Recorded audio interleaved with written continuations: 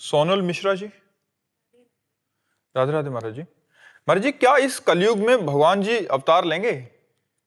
ऐसा तो शास्त्रों में लिखा है कि भगवान लेंगे अवतार। भगवान के कल की अवतार की चर्चा आती, शास्त्रों में तो ऐसा लिखा है भगवान लेंगे, पर वो जब बहुत विकराल कलयुग बढ़ेगा। अभी 4,32,000 वर्ष कलयुग की आयु है, तो उसमें 5,000 के ऊपर ही अभी अभी तो 32,000 नहीं क्रॉस किया है। कलयुग में इतना पापाचरण बढ़ जाएगा, इतना पापाचरण बढ़ जाएगा कि कहीं राम कृष्ण नाम सुनने को नहीं मिलेगा। देखो धीरे धीरे उसका प्रभाव बढ़ रहा है।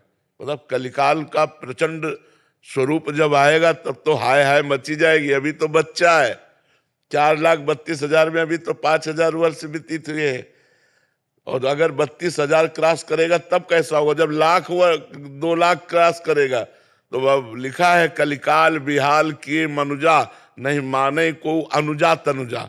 बेटी बहन का भेद खत्म हो जाएगा, पशुवत भोग आचरण शुरू हो जाएंगे, तांडव राक्षसी स्वभाव का। जब ऐसा महाभयंकर पापाचरण होगा तो उस समय भगवान का अवतार होगा, कल की अवतार। फिर वो दुष्टों का विनाश करके तब फिर सतयुग आ जाएगा। वो आखिरी में 4,32,000 पूरे होते होते आखिरी में भगवान का अवतार होगा। जब भगवान का अवतार होगा उसी समय से सतयुग लग जाएगा, कलयुग की पूर्णता हो जाएगी। पर कलयुग अभी बहुत बहुत बहुत दुख है कलयुग में, बहुत दुख कलयुग में। शरीर स्वस्थ नहीं। अब देखो कैंसर ऐसे होने लगा जैसे जुकाम बुखार, जिसको देखो तेरे दिन खबर मिलती उनको कैंसर हो गया, उनको और कैंसर का मतलब जीवन बर्बाद हो जाना। वो सब कीमो लगवा के वो 1-2 साल भले और घसते, इसके बाद शरीर छूट ही जाता है। अब कैसे कैसे भयंकर रोग बढ़ रहे हैं, कैसे कैसी भयंकर व्यवस्थाएं हैं। अब एक आदमी को परेशानी, अस्पताल जाए तो दवा मिलना तो बाद की बात है, पहले 10-5 हजार रुपया खर्चा करो इस बात के लिए कि तुम्हें है क्या। अब वो सब रिपोर्टें देखकर निर्णय करेंगे कि आपको है क्या। इसके बाद उसकी फीस दो डॉक्टर की, फिर दवा दो, और फिर 2-4 दिन बाद आओ, तब वो देखेंगे दवा का प्रभाव क्या पड़ा, जांच करवाओ। वो जांच में अगर किसान आदमी है ना, वो इतने में उसकी सब, इतना कहाँ पैसा है किसान आदमी के पास। तो आगे चल करके बड़ा रोगों का तांडव, भोगों का तांडव बढ़ेगा।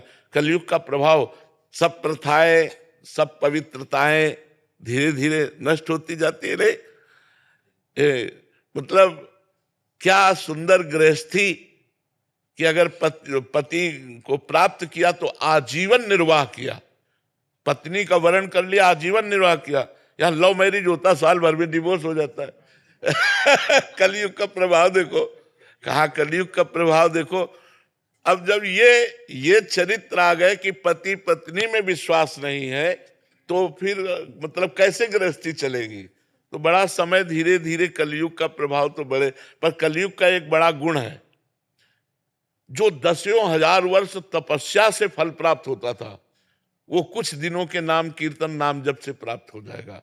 कलयुग का बहुत बड़ा, कलयुग समयुग आन नहीं, जो नर कर विश्वास, गाय राम गुण गण विमल, भवबिन तरह प्रयास। इसमें बिना प्रयास के भवसागर से तरने का उपाय है राम राम राम राम, राधा राधा राधा राधा, कृष्ण कृष्ण कृष्ण। नहीं तो पहले पता चला कि 10,000 वर्ष दाहिने पैर के अंगूठे केवल खड़े होकर दोनों हाथ उठा के मंत्र जप कर रहे हैं, कितनी कठिन तपस्या। तो कलयुग में यह 10 सेकंड नहीं खड़े हो सकते अंगूठे केवल, 10,000 वर्ष तो बात जाने दो। तो इसीलिए इसमें छूट दे दी गई कि आप नाम जब कर, कलयुग केवल नाम आधारा, सुमिर सुमिर नर उतर ही पारा। भगवान का नाम जप करके आप संसार समुद्र से पार हो सकते हैं। ये कलयुग की विशेष महिमा है। प्रवीण कौशिक जी दिल्ली से। श्री राधे राधे महाराज जी। महाराज जी, काम क्रोध लोभ मोह मद मत्सर इन सबसे लड़ने में प्रयासरत हूं, परंतु ये बहुत ताकतवर है महाराज जी। केवल इस भरोसे कि आप हमारे एक सदगुरुदेव भगवान हैं, मुझे श्री जी मिल जाएंगी, यही बस एक आस है। गुरुदेव भगवान, वो कौन सी गलतियां हैं? ये तो 100% हम स्वीकार करते हैं कि ये बहुत बलवान है, इनके लिए हमारी ताकत काम नहीं करेगी, भगवान की कृपा काम करेगी। हमारी ताकत बहुत छोटी है और ये बहुत बड़े बल से समन्वित है। जब कामदेव ने भगवान शंकर समाधि में बैठे थे और उनकी समाधि भंग करने का निश्चय किया और पंचबाण संधान करके प्रयोग किया तो भगवान शंकर की समाधि खुल गई। सोचो कितना बलवान है। आदि देव महादेव भगवान शंकर की समाधि को जो भंग कर सकता है वो और ऋषि मुनि महात्माओं की तो बात ही क्या है। फिर आप लोग तो गृहस्थ में संसार में हैं, जहाँ यही क्रीड़ाएं हो रही हैं संसार में, जहाँ वातावरण ही काम का है, वहाँ काम पर विजय प्राप्त करना बहुत कठिन बात है। पर भगवान नाम में बहुत बड़ी सामर्थ्य विराजमान है। यदि हम भगवान नाम जप करें और इससे बचने का निश्चय कर लें, हमें जो कोई विकार परास्त करता है तो उसके मूल में होती सुख बुद्धि, इससे सुख मिलेगा। और अगर ये बात हट जाए कि इसमें सुख नहीं है तो हम जीत सकते हैं। पर हम जबान से भले कर दें अरे इसमें कोई सुख नहीं, लेकिन अंदर एक लालसा लगी रहती है कि इसमें सुख है, इसमें सुखानुभूति है, इसीलिए हम फेल हो जाते हैं। भगवान ज्ञान दें तब बात समझ में आवे, इसलिए खूब नाम जप करो और सतोगुणी भोजन पाओ, सतोगुणी दृश्य देखो, सतोगुणी वातावरण में रहने की कोशिश करो तो कुछ बचाव हो सकता है, कुछ बचाव। तो भगवान से प्रार्थना करके, रो करके, विनय करके तब धीरे धीरे धीरे क्रमशः शांति की प्राप्ति होती है। फिर घृणा हो जाती है संसार के भोगों से। एक ऐसी स्थिति आती है कि घृणा हो जाती है। रमा विलास राम अनुरागी तजत बमन जिम जन बड़ भागी। बमन माने समझते हैं ना, बमन उल्टी, जैसे उल्टी को कोई खाना नहीं चाहेगा, ऐसे विषय भोगों की इच्छा खत्म हो जाती है। पर वो बहुत भजन करने पर, थोड़ा 2-4-10 माला घुमाले पे नहीं, निरंतर जब भजन करे तो भजन के प्रभाव से भोगों में अरुचि हो जाती है, भोगों से वैराग्य हो जाता है, तब वो जीतता है। नहीं तो बहुत प्रबल काम है, बहुत प्रबल काम है। पुरुष जीत सके नारी जो विरक्त मत धीर, वही पुरुष स्त्री के संयोग काम पर विजय प्राप्त कर सकता है जो वैराग्यवान है और जो धीरमती है। ना तो विषयावश विमुख जे पद रघुवीर, जो भगवान से विमुख है, विषयों के अधीन है, वो कभी विजय प्राप्त नहीं कर सकते। इसलिए भगवान की शरण में होकर भगवान का नाम जप करो, शास्त्रों का स्वाध्याय करो और अपने को बचाने की कोशिश करो। हम लोग बचाते नहीं और आग में झोंक देते हैं अपने को। अपने को जब हम बचाने की कोशिश करेंगे तब हमारी बात बनेगी। पर सुख बुद्धि है तो हम बचाने की कोशिश नहीं करते, हम उसी में और लिप्त हो जाते हैं। बहुत कठिन है, यही सबसे ज्यादा कठिन शत्रु है काम। ये बड़े बड़ों को गिराता है, बड़े बड़ों को। मतलब जब कह रहे हैं भगवान शंकर की समाधि भंग कर दिया तो औरों की तो बात ही जाने दो, और तो सब छोटे मोटे हैं, किसी की बात क्या। भगवान का बहुत ही विचित्र माया के पार्षदों का स्वरूप है कि ये काम है, क्रोध है, अहंकार है, मोह है, मत्सर है, ये बहुत बलवान है, लोभ है, ये सब बहुत बलवान है।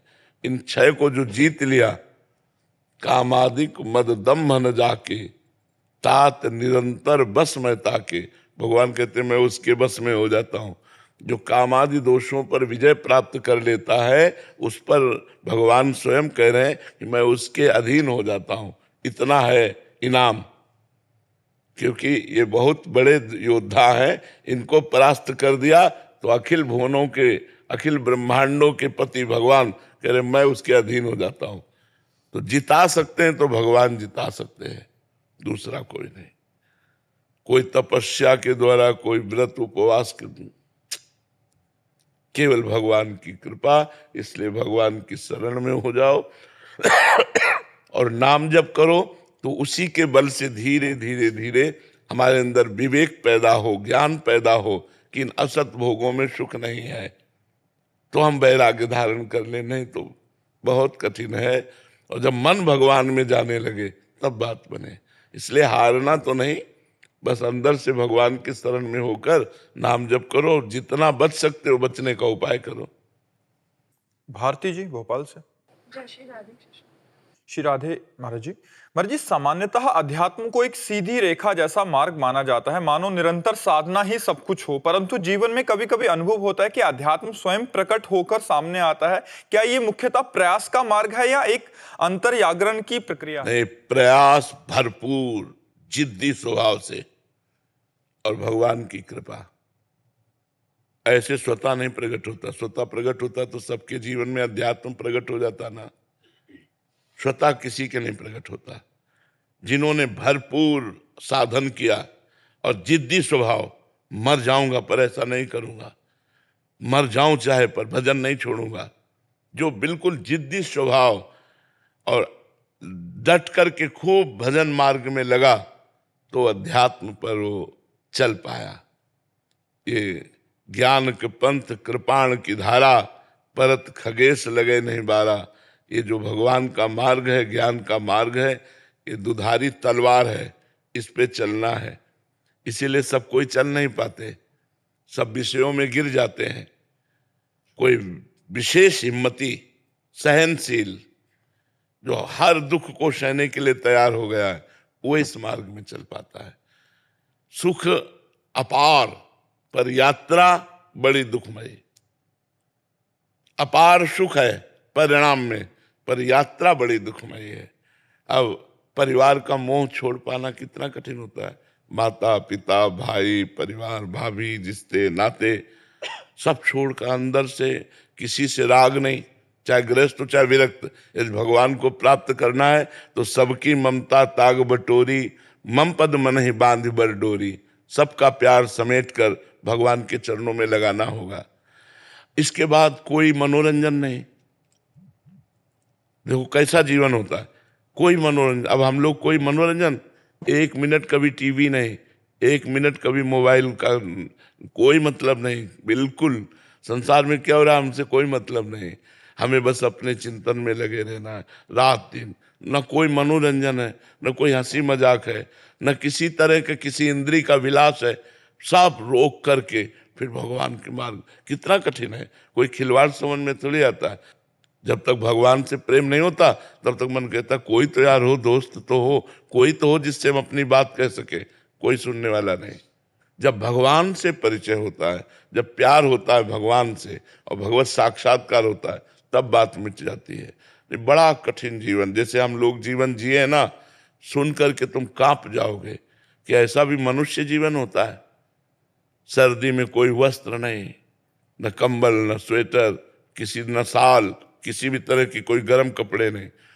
हर कष्ट सहने का जब अभ्यास कर लिया जाता है कि मुझे दुख सहना है लेकिन प्यारे से प्रेम करना है, तब वो इस मार्ग में चल पाता है। ऐसे नहीं है कि अध्यात्म स्वतः प्रकाशित हो जाता है। अगर होता तो सबके हृदय में हो जाता ना। सब अध्यात्म में नहीं, स्वतः विकारों के अधीन होता है। अध्यात्म में तो चढ़ना पड़ता है। अध्यात्म ऐसे है और विषय ऐसे है। छोड़ दो तो मन विषयों में स्वाभाविक चला जाएगा। अध्यात्म में उसे चढ़ाना पड़ेगा।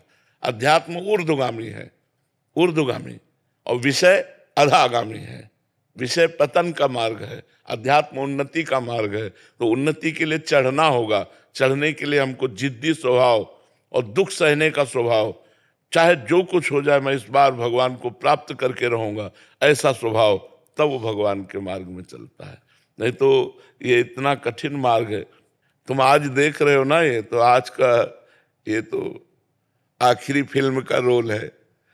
फिल्म की जो शुरुआत देखो ना तो आप कांप जाओगे कि बड़ा कठिन जीवन है वैराग्य का। अब ये लोग तो हमारे पास है ना, इन लोगों को कोई कष्ट थोड़ी है। जीवन में कभी गरम गरम रोटी निकल के नहीं पाए कि वो रसोई से निकलने हम पा रहे हैं, कभी नहीं। 7-7 दिन हो गए भोजन नहीं मिला। गंगा के किनारे गंगा जल पान करके प्राणों की रक्षा करना, हर समय नाम जप करना, भजन करना। तब परमार्थ का जो मार्ग है वो ऐसे नहीं। जीवित मर जाए उलट आप में समाए, यही दिलगिरी है।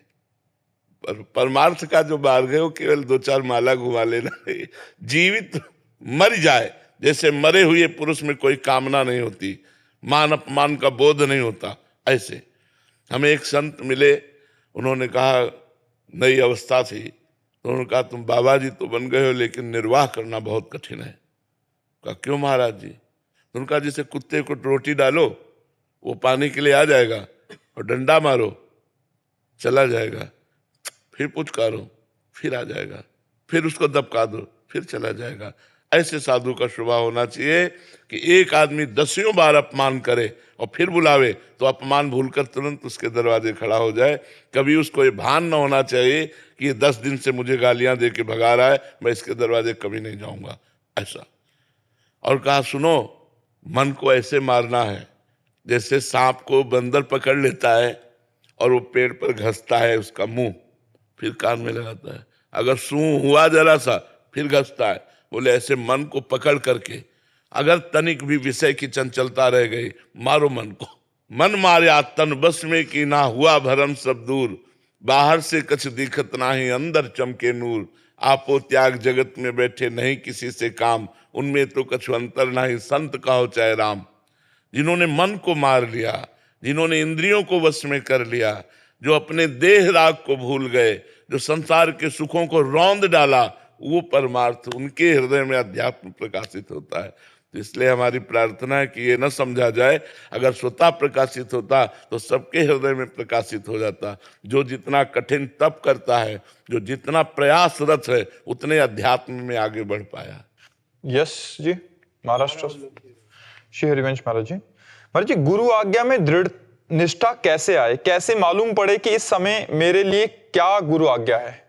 जब हमारा लक्ष्य दृढ़ हो जाता है भगवत प्राप्ति, तब हम गुरु आज्ञा का पालन करते हैं। जैसे हमें जाना है बांके बिहारी जी, हमें पता नहीं है, तो जो गाइड हमें मिलेगा हमको उसके इशारे पे चलना होगा, इधर से इधर। हम वहाँ ये नहीं बोल सकते कि ये रास्ता हम नहीं जाएंगे, नहीं, वो जो रास्ता बता रहा है उसी रास्ते पे चलते हैं। ये कब दृढ़ हुआ?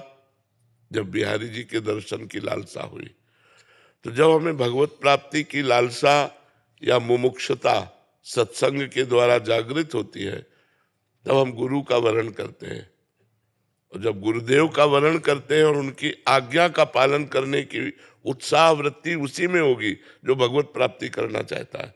ऐसे हजारों लोग गुरु बनाते हैं लेकिन गुरु की अवज्ञा कर देते हैं, उनकी आज्ञा का उल्लंघन कर देते हैं। वो जो नियम बताते हैं, जो साधन बताते हैं, जो मंत्र बताते हैं, उसमें रति न करके मनमानी आचरण करता रहता है जीव, क्योंकि उसको लक्ष्य नहीं बना। लक्ष्य क्यों नहीं बना? भोगैश्वर्य प्रसक्ता नाम तया प्रहत चेतसाम व्यवसायत्मिका बुद्धि समाधो न विधीयते। जिसकी भोग और ऐश्वर्य में वृत्तियां फंसी हुई है, चित्त जिसका प्रीत हो गया ऐश्वर्य में, भोग में, वो कभी भगवत प्राप्ति का लक्ष्य नहीं कर सकता, वो परमात्मा प्राप्ति का लक्ष्य नहीं कर सकता। तो जो साधक सत्संग के द्वारा असत आचरणों का त्याग करके सत आचरण पे चलता है और गुरुदेव की आज्ञा का पालन करता है, वो भगवत प्राप्ति करता है। इसलिए भगवत प्राप्ति लक्ष्य वाला साधक अपने गुरुदेव की प्रत्येक आज्ञा का पालन करता है, और जब गुरुदेव की आज्ञा का पालन करता है तो उसे भगवत तत्व का अनुभव होने लगता है। जैसे जैसे अनुभव होता है वैसे वैसे गुरु चरणों में वो न्यौछावर होता चला जाता है। जैसे जैसे भगवदानंद की अनुभूति होती है वैसे वैसे लगता है बलिहारी गुरुदेव बलिहारी, अगर आप कृपा ना करते तो मैं इस आनंद को कभी प्राप्त ही नहीं कर पाता। इसलिए गुरु चरणों में तन मन प्राण से न्यौछावर हो जाता है। समझ पा रहे हैं आप? प्रभु, पर कभी कभी ऐसे भोग आते हैं कि वो लगता है कि ये तो कर्तव्य है इनको भोगना, तो मतलब कैसे मालूम पड़े कि ये भोग? तस्मा शास्त्रम प्रमाणम ते कार्या कार्यो व्यवस्थित हो। अगर ब्याह हो गया है तो अपनी पत्नी के साथ केवल भाव रहना भोग का, और अगर ब्याह नहीं हुआ तब तक ब्रह्मचर्य धारण करना, मनमानी आचरण ना करना, ये शास्त्र आज्ञा है। हमारे शास्त्र में सनातन धर्म में 4 आश्रम और 4 वर्ण व्यवस्था है। तो पहला आश्रम है ब्रह्मचर्य, दूसरा है गृहस्थ, तीसरा है वानप्रस्थ, चौथा है सन्यास। तो हर गृहस्थ बालक को चाहिए कि पहले आश्रम की मर्यादा की रक्षा करे, अर्थात ब्रह्मचर्य धारण करे, और जब ब्याह हो जाए, पाणी ग्रहण हो जाए, तो मर्यादा के साथ अपनी पत्नी से सहवास करे। और जो खान पान के भोग है, जो शास्त्र कहते हैं सात्विक भोग है, वही पाना चाहिए। मांस, मछली, अंडा, मदिरा, प्याज, लहसुन, ये सब नहीं पाना चाहिए। जो निषेध किया गया है उसे हमें नहीं पाना। जो हमारे लिए अनुकूल है, भागवतिक आचरणों की वृद्धि कराने वाला भोजन है, वो हम भोजन पाएंगे। वैसा ही महाराज जी, पिछली बार आया था, आपने बोला था माता पिता को भगवान मान के सेवा करो जी उनको कैसे भी सुख पहुंचाने की वृत्ति रखो। जी। तो अगर माता पिता ही बोलते हैं कि प्याज लहसुन खाओ, फिर उनको मना कर नहीं, ऐसे भगवान की आज्ञा नहीं मानते हम, केवल भगवान मानते हैं सेवा के लिए। वो कहना है कि शराब पी, वो कहें कि हमारे साथ मांस खाओ, शराब नहीं। तुम्हारी गलत आदत है, तुम्हारी आदत है, हम भगवत भाव रखकर तुम्हारी सेवा करते रहेंगे, लेकिन तुम्हारी आज्ञा का पालन नहीं करेंगे। आज्ञा का पालन करेंगे गुरु की, शास्त्र की, संत की। बात समझ में आ रही? और महाराज जी, हर समय कैसे पता चले कि इस समय क्या आज्ञा है गुरुदेव की? अंदर अंदर झांक के देख, गुरुदेव बैठा हुआ है, वही अंदर आपको 1 सेकंड में उत्तर दे देगा। 1 सेकंड में की गलत है नहीं करना, लेकिन वो बहुत धीमे उत्तर होता है, उसको सुनने की क्षमता चाहिए, अंतर्मुखता। तुरंत उत्तर आता है, देर थोड़ी लगती। और इसे सब लोग अनुभव करो, जहाँ गलत करना चाहते हो अंदर से आत्मा की आवाज आती है कि नहीं कि गलत है, लेकिन हम उसकी बात ना मानकर मनमानी आचरण करते हैं।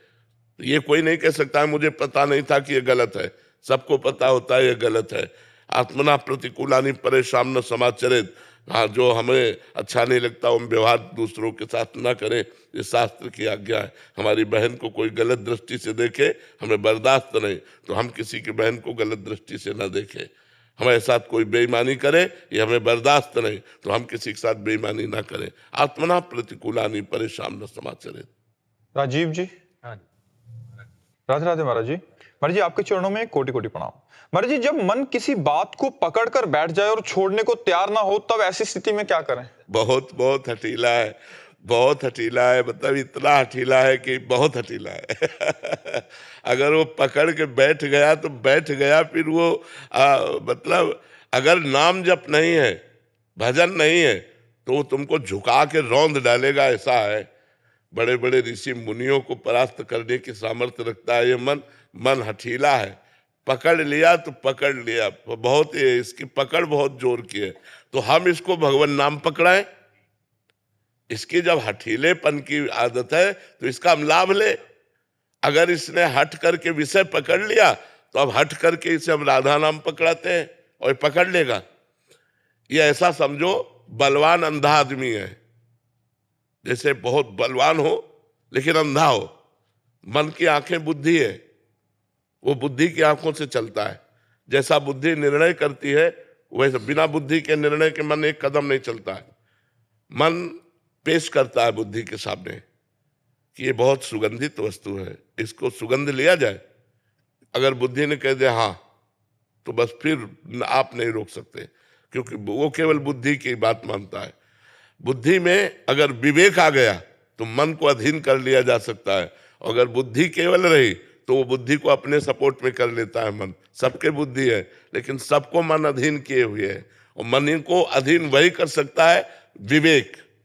बिन सत्संग विवेक न होई, राम कृपा बिन सुलभ न सोई। भगवान की कृपा से सत्संग मिलता है, और सत्संग से विवेक जागृत होता है, और विवेक से हम मन को अपने अधीन कर सकते हैं।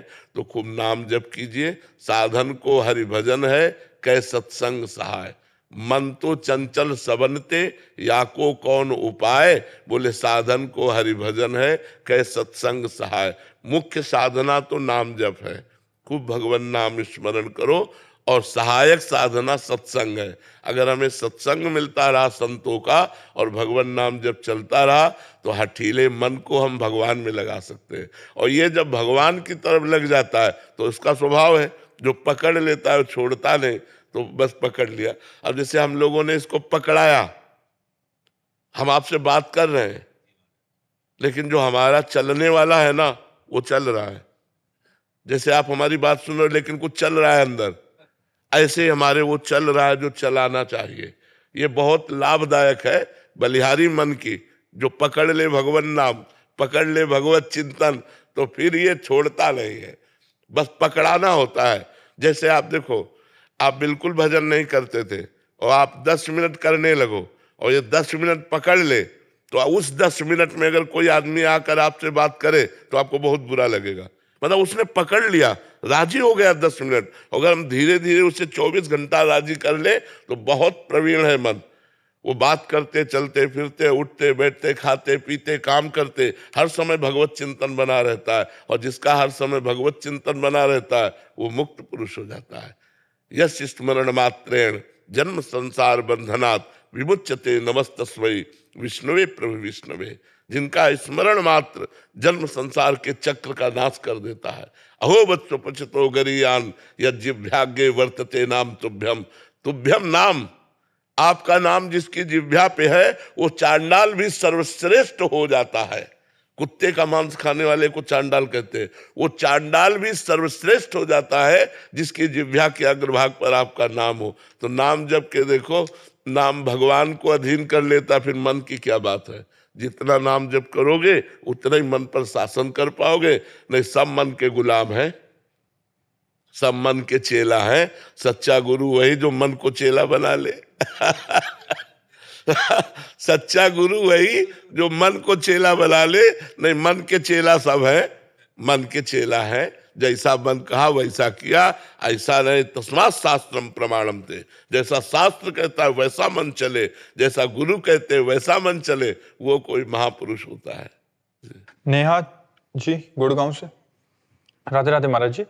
महाराज जी, एक कथा में आता है कि जब एक बहुत भीड़ एक जने को मार रही थी तो वो ठाकुर जी से मदद मांगने लगा, तो ठाकुर जी बीच भोजन छोड़ के भागते भागते निकले पर वापिस आ गए। तो जब पूछा गया कि क्यों वापिस आए तो कह रहे उसने पत्थर उठा लिया था, वो अपना सामर्थ्य उपयोग करना। महाराज जी कह रहे हैं कि बच्चे बड़े हो रहे हैं, काफी प्रयत्न के बाद भी नहीं मानते, बहुत बहस करते हैं, बदतमीजी करते हैं, तो ऐसे में प्रभु पर छोड़ दें क्या, या मैं टोकना ही छोड़ दूं? नहीं, अपने कर्तव्य का पालन कर। वहां की सीन अलग है।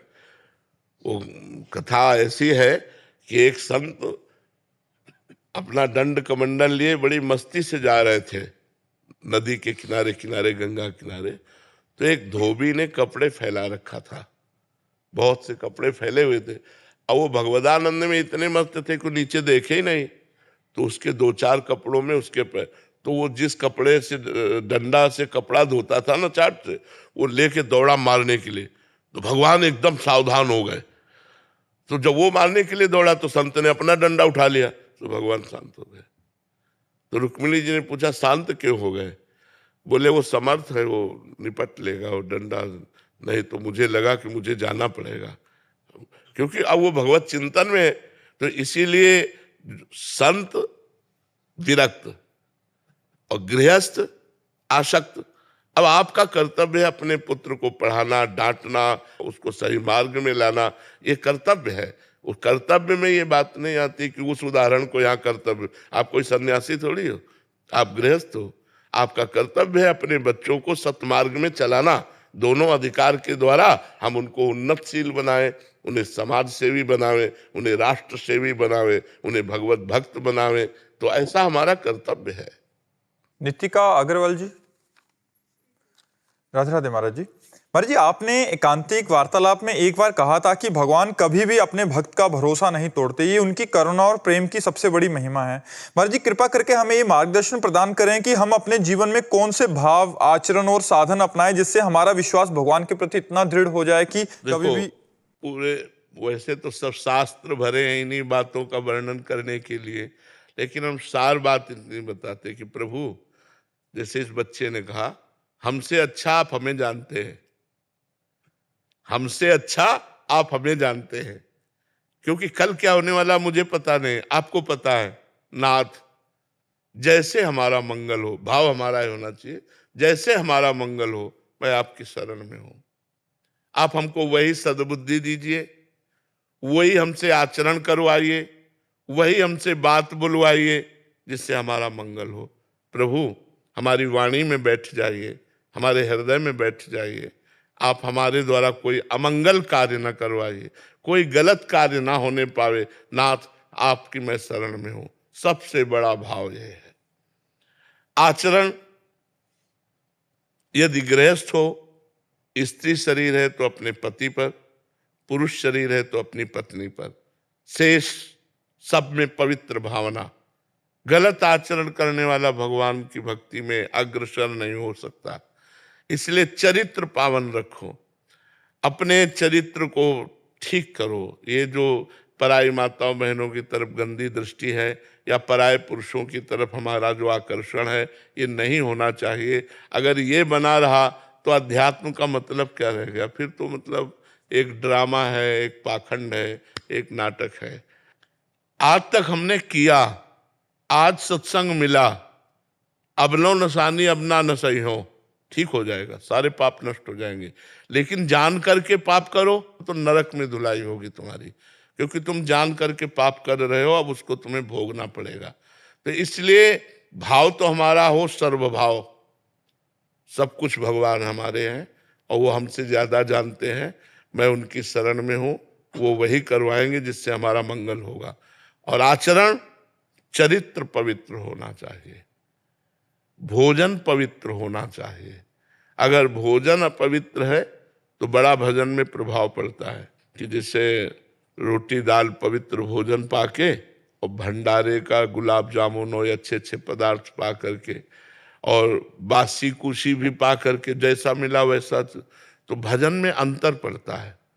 जैसे बासी भोजन कई दिन का है और वो मिला तो प्रमाद स्थिति लाएगा, वो भजन नहीं होने देगा।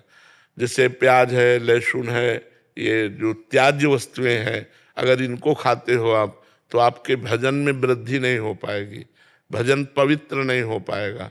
सात्विक भोजन चाहिए, सतोगुणी भोजन चाहिए, और जितना पवित्र भोजन होगा उतने हमारे पवित्र विचार बनेंगे।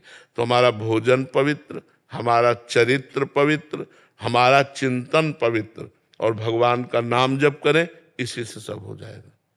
इतनी बात समझ लो, इसी से सब हो जाएगा। हाँ, तो हमारा कथन है कि आप जो दिनचर्या कर रहे हो उसमें जो आपका खाली समय है, आप उस समय नाम जप कर लीजिए। मान लो आपका 5 बार खाली समय मिला, राधा राधा राधा राधा, फिर लैपटॉप में लगे, व्यापार में लगे, अपने कार्य में लगे। फिर हमको 2 मिनट बाद टाइम मिला, एक बार बोल लें राधा, फिर तो हमारा भजन बन जाएगा। आप करके तो देखो, करके देखो। हमने एक बार बाहर कहा था कि अगर 5 मिनट में एक बार राधा नाम बोलोगे तो आप ले करके देखो, 5 मिनट कोई खाली ना जाए। हर 5 मिनट में एक बार राधा बोलो, आप फुर्सत 5 मिनट के लिए, फिर एक बार राधा बोल देना 5 मिनट में। आप देख लो, अगर महात्मा न बन जाओ तो बताना, गृहस्थी में रहते हुए एक महापुरुष बन जाओगे। आप नाम जप करके तो देखो। तो जैसे हम लोग एक बहानेबाजी मार देते हैं कि हम बहुत बिजी हैं, लेकिन गलत। आप ईमानदारी से जितने में बिजी हो वो कर्म भगवान को समर्पित कर दो और खाली समय में नाम जप करो। तो हम कह रहे हैं लैपटॉप चला रहे, 1 सेकेंड के लिए हमारी उंगली रुकी, राधा, फिर हम चला रहे।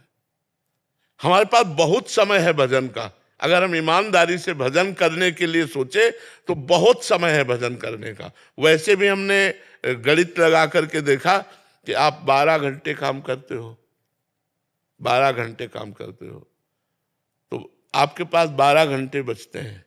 24 घंटे होते हैं ना, 6 घंटे आप सो लेते हो तो आपके पास 6 घंटे बचते हैं। 2 घंटे आप भोजन में कर लेते हो तो आपके पास 4 घंटे रहते हैं। 1 घंटे मनोरंजन में दे देते हैं तो आपके पास 3 घंटे बचते हैं। अब ये 3 घंटे कहाँ व्यतीत करोगे?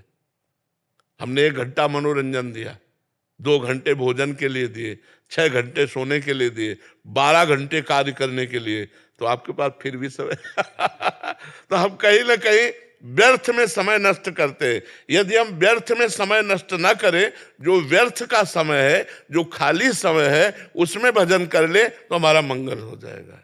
जैसे खाली समय में प्रभु नाम जप करते हैं, अगर माला से करते हैं, तो पहले मन के पे अगर हम 28 नाम का नाम जप करें और बाकी पे राधा राधा जपें, तो ये विधि सही है क्या? हाँ, किसी तरह भगवान से हमें जुड़ना है, हमारा मन प्रभु से जुड़े, वो चाहे 28 नाम, चाहे शास्त्र नाम, चाहे सत्य नाम, कैसे भी भगवान से हमारा जुड़े। नाम में जुड़ना परम मंगल है। माधुरी जी महाराष्ट्र से। राधे राधे महाराज जी। महाराज जी, भगवान ने खुद ये सृष्टि निर्माण की है, तो हर इंसान को पाप और पुण्य करने की बुद्धि भी तो वही देते हैं। किस आत्मा को अब इस जीवन मृत्यु के चक्कर से निकालकर अपने में विलीन करने का निर्णय भगवान खुद लेते हैं या उस आत्मा के कर्म के प्रभाव से? देखो, जैसे एक किसान को खेती दे दी जाए और बीज दे दिया जाए, बुरे और अच्छे दोनों बीज दे दिए गए। अब वो किसान की मति है, बबूल बोता है या गन्ना बोता है, दाग छुहारा बोता है या वो चना बोता है, ये उसके ऊपर है।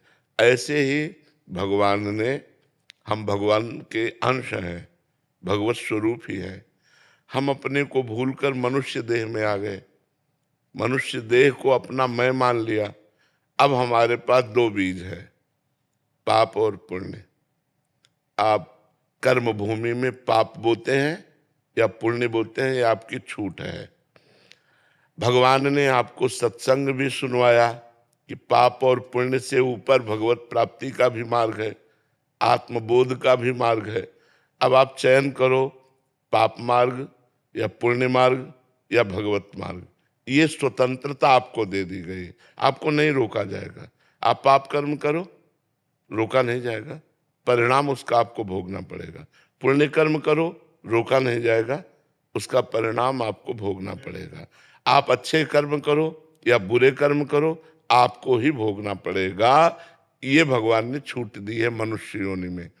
और किसी 83,99,999 योनियां हैं, वो केवल पाप और पुण्य के कर्म का फल भोगेंगे, वो पाप और पुण्य नहीं कर सकते। जैसे सिंह बलात् गाय को मारकर खा जाता है, अब उसको हत्या का पाप थोड़ी लगेगा, क्योंकि वही उसका आहार है। और जो गाय निश्चित हो चुकी आहार, वही उसके सामने पड़ेगी और वो उसी को मारेगा। हजारों के लक्ष्य में एक गाय के पीछे पड़ जाता है, तो उसी गाय का प्रारब्ध भोजन बना उसका, तो वो खा गया, उसको कोई पाप नहीं लगता। पाप और पुण्य मनुष्य योनि को लगता है, अन्य योनियों को नहीं। तो भगवान ने आपको पूरी छूट दी है। आप पाप कर्म मत कीजिए, अच्छे कर्म कीजिए, आप नाम जप कीजिए, आप तीर्थ याटन कीजिए, आप भगवत आराधना कीजिए। अब ये आपके ऊपर छूट दी गई है, इसमें भगवान नहीं, इसमें आपके ऊपर छूट दी गई। जब आप शरणागत हो जाते हैं, अपने प्राण, अपने तन, अपने मन, अपनी बुद्धि सब कुछ समर्पित कर देते हैं, तो ऐसा आपको अनुभव होने लगेगा कि हमारे जीवन की बागडोर भगवान ने पकड़ ली, अब वो चला रहे हैं। अहंकार भगवान के जो ही शरण में गया तो अनुभव होने लगता है कि अब भगवान चला रहे हैं। देखो भगवान ने ये प्रेरणा की, देखो भगवान ने ये कर्म करवाया, उससे बुरे कर्म होने बंद हो जाते हैं, क्योंकि अहंकार में ही बुरे कर्म होते हैं। देहाभिमान में ही मैं पुरुष हूँ, मैं स्त्री हूँ, इसी से पाप या पुण्य कर्म बनते हैं। जब अहंकार भगवान के चरणों में समर्पित हो जाता है तो भागवत कर्म बनते हैं, पाप पुण्य कर्म नहीं, वो भागवत कर्म बनते हैं, श्री कृष्ण प्रीत्यर्थ कर्म बनते हैं, उससे वो भगवत प्राप्ति कर लेता है। तो अब ये आपको देखना है, भगवत प्राप्ति करना है या पाप पुण्य कर्म करके इसी संसार के आवागमन चक्र में फंसे रहना है। आप ये नहीं कह सकते मुझे पता नहीं था, क्योंकि आपको सत्संग सुनवा दिया, बड़े भाग पाइप सत्संग भी सुना दिया, आपको कीमत भी बता दी कि इस कर्म का ये फल है, इस कर्म का ये फल है, इसका ये फल है। अब आप देखो क्या आप लेना चाहते हैं संसार रूपी बाजार में, या इस भारत रूपी कर्म भूमि में क्या बोना चाहते हैं, ये आपके ऊपर छूट है। सोहित कुमार जी दिल्ली से। राधे राधे महाराज जी। गुरुजी, मुझे आपकी और श्री राधा रानी की कृपा से 5वीं बार वृंदावन आने का मौका मिला। मैं रामानंद संप्रदाय से दीक्षित हूँ।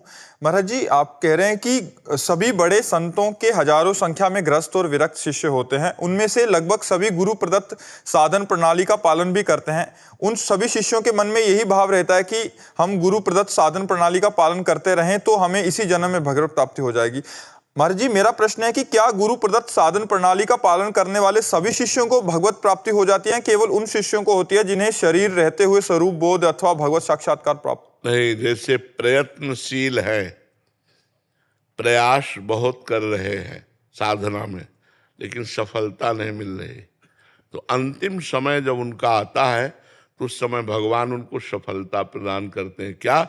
अंतिम समय भगवान स्वयं स्मरण बन जाते हैं और वो अंतिम समय में राधा और गया, अब वो भगवत प्राप्त हो गया।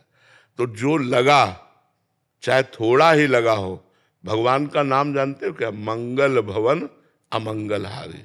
तो अब कितने सृष्टि में जीव हैं, अगर वो माइक्रो क्या कहते हो, माइक्रोस्कोप। हाँ, आप जमीन के एक बीता में देखो तो लाखों जीव निकल आएंगे, लाखों जीव। तो अगर हम लाखों का कल्याण हो रहा है तो कोई खास बात थोड़ी है, अनंत जीव है, अनंत जीवों में लाखों का कल्याण हो गया तो कौन सी बात है? अनंत ब्रह्मांड है, केवल इसी मृत्यु लोक में कल्याण होता है, अन्य लोकों में नहीं। अन्य लोकों में यहाँ के किए हुए कर्मों का फल भोगना होता है। जैसे तपस्या तो तप लोक, और बड़ी तपस्या जन लोक, और बड़ा भजन महर लोक, ब्रह्म लोक। लेकिन भगवान को जो प्राप्त हो गया वो आवागमन से मुक्त हो जाता है। तो जैसे हम लोग प्रयास कर रहे हैं, मान लो कितने साधक प्रयास कर रहे हैं, न काम मिटा, न क्रोध मिटा, न लोभ मिटा, सब वही बातें भरी हैं। उनकी तो जय जय है जो जीते जी कामादि दोष रहितम कुर्मान समच, जिन्होंने कामादि दोषों का त्याग कर दिया। भगवान कहते हैं कामादिक मद दम भन जाके तात निरंतर बस में ताके। जो काम विजयी है, क्रोध विजयी है लोग, लेकिन ये कहना बहुत सरल है। काम विजयी कहना बहुत सरल है, वो जाने मोरी छाती। हम लोगों का हृदय जानता है कि मतलब कितनी मार पड़ती है, तब वो सहन करते करते गुरु कृपा से, भगवान की कृपा से, रोग आके प्रार्थना करके तब कहीं छुट्टी मिलती है। नहीं, ये जीवन भर सबको अपना गुलाम बनाए रखता है। काम जो है ये जीवन भर गुलाम बनाए रखता है। जो मन है वो सबको अपने अधीन किए रखता है, चाहे जितना कोई बलवान हो। तो जब हम प्रयास करते हैं और हम असफल हैं, भगवत प्राप्ति के योग्य नहीं, लेकिन भगवान ने देखा किसने जीवन भर प्रयास किया तो अंतिम समय भगवान करुणा कर देते हैं, क्योंकि प्रभु करुणामय है। रात न प्रभु चित्त चूक किए की, करत सुरत सहबार ही की। प्रभु उसके बाहरी गलती को नहीं देखते, देखते हैं उसके हृदय की बात, कि वो मुझे प्राप्त करने के लिए प्रयास किया लेकिन सफल नहीं हुआ, तो भगवान सफल कर देते हैं। अंतिम समय उसको किसी भक्त का सानिध्य मिल जाएगा, वो उसको भगवान का नाम सुना देगा, या उसके अंदर से भगवान का नाम स्फुरित हो जाएगा और वो भगवान को प्राप्त हो जाएगा पक्का। भजन कभी बेकार नहीं जाता। अच्छा, जैसे मानो भगवत प्राप्त ना भी हुआ तो अब उसका अगला जन्म, अर्जुन जी ने यही प्रश्न किया कि मानो जो आपका भजन करते हैं अभी उनका भजन सिद्ध नहीं हुआ और किसी कारण योग भ्रष्ट हो गए। दो योग भ्रष्ट होते हैं, एक भोगों में योग भ्रष्ट होते हैं और एक हमारे पास समय नहीं रहा। हम योग में तो सही चल रहे लेकिन लक्ष्य को नहीं प्राप्त कर पाए और मर गए, तो हम भी योग भ्रष्ट माने जाएंगे। और एक वो योग भ्रष्ट माना जाएगा जो विषयों में भ्रष्ट हो गया, कंचन काबिनी कीर्ति में भ्रष्ट हो गया, अपने मार्ग को सही नहीं संभाल पाया। तो दोनों प्रकार के योग भ्रष्टों का वर्णन किया कि वो छिन्न भिन्न बादलों की तरह नहीं हो जाते, वो नष्ट नहीं हो जाते, उनको फिर अवसर मिलता है। जो पहला विषयों के भोग में भ्रष्ट हुआ था उसको ऐसे श्रीमान धनी कुलों में जन्म मिलेगा जहां सब विषय की बहुतायत होगी और हर विषय उसे मिलेगा और हर विषय वो भोगेगा, और वो पूर्व जो भजन है वो उसका वैराग्य दिलाएगा, उसको घृणा हो जाएगी विषयों से, और उसी जन्म में वो भगवान को प्राप्त होगा। और दूसरा जो योग भ्रष्ट हुआ वो ऐसे पवित्र योगियों के कुल में जन्म लेगा जहां जन्म से भगवान की साधना मिलेगी और बचपन से साधना करके फिर वो अपनी साधना को पूर्ण कर लेगा। जैसे अपने लोगों का जो जन्म था ना, ऋषि कुल में जन्म हुआ। पिताजी ने कभी सिले वस्त्र नहीं पहने, कभी जूता नहीं पहने और किसान आदमी थे। और हम लोगों को बचपन से भगवान नाम सुनना, भगवत गीता सुनना, भगवत रामायण सुनना, भगवत भागवत सुनना, ये सब सौभाग्य बचपन से, जब से सुधी हुई तब से सुनने को मिलता है। बड़ा भाई शाम के बैठ के 1 घंटा रोज इस बात की चर्चा, रामायण की चर्चा, भागवत की लालटेन जला करके। तो अब वो संस्कार पूर्व के 13 वर्ष की अवस्था में प्रबल हो गए और घर से बाहर निकाल दिया। पीछे योग भ्रष्ट हो गए, साधना पूरी नहीं हुई, उसे निकाल दिया, पूरा जीवन भगवान के मार्ग में व्यतीत हो गया। तो भगवान का भजन कभी व्यर्थ नहीं जाता। जैसे श्री राजर्षि भरत जी भगवान ऋषभदेव जी के पुत्र हैं, बड़े योगी महात्मा हैं, अपने भगवान की प्राप्ति के लिए राज्य को त्याग दिया। रानियों को, पुत्रों को, परिवार को त्याग दिया और गंडकी नदी के किनारे एकांत में भजन कर रहे थे। एक दिन वो गंडकी नदी में भगवान सूर्य को अर्घ दे रहे थे तो एक घटना घटी। एक मृगी गर्भवती थी जो प्रसव होने ही वाला था, वो पानी पीने के लिए आई। इतने में पीछे से सिंह ने दहाड़ की और वो भयभीत होकर के छलांग मार दी गंडकी नदी में। तो वो बच्चा योनि से धारा में गिर गया और वो गिरी और मर गई। भरत जी ने इस दृश्य देखा, माँ तो उसकी मर गई और ये बच्चा बहता हुआ जा रहा, दौड़ पड़े, उस बच्चे को उठा के लाए। ऐसा कोई भी दयावान करेगा। अब उसे कुटी में रखा तो बड़ा दुलार करने लगे। धीरे धीरे हरी हरी दूब तोड़ के लाते, अपने गोदी में लिए रहते। अब जो ममता अपने पुत्रों में थी पूरी हिरन में हो गई। बड़ा विचित्र भाव है, बड़ा विचित्र माया का खेल है। इतनी जोर की ममता हो गई कि भगवान का भजन छूट गया और मरने का समय आया तो अंतिम समय हिरन का ही चिंतन किया, अगला जन्म हिरन का बना। फिर इतना भजन किया हिरन के शरीर में कि तीसरा जन्म ब्रह्मबोध संपन्न जड़ भरत जी के रूप में हुआ। तो भजन कभी व्यर्थ नहीं जाता। हिरन बने तो गंडकी नदी में ही खड़े होकर के रात दिन भजन करके भगवान का अगला जन्म उनका ब्रह्मबोध संपन्न जड़ भरत जी के रूप में हुआ। तो ऐसा नहीं कि भजन करने वाला कभी व्यर्थ हो जाएगा उसका जीवन। जितना भजन हुआ है तो उसके अब ये तो निर्णायक भगवान है कि किसको इस जन्म में पास कर देते।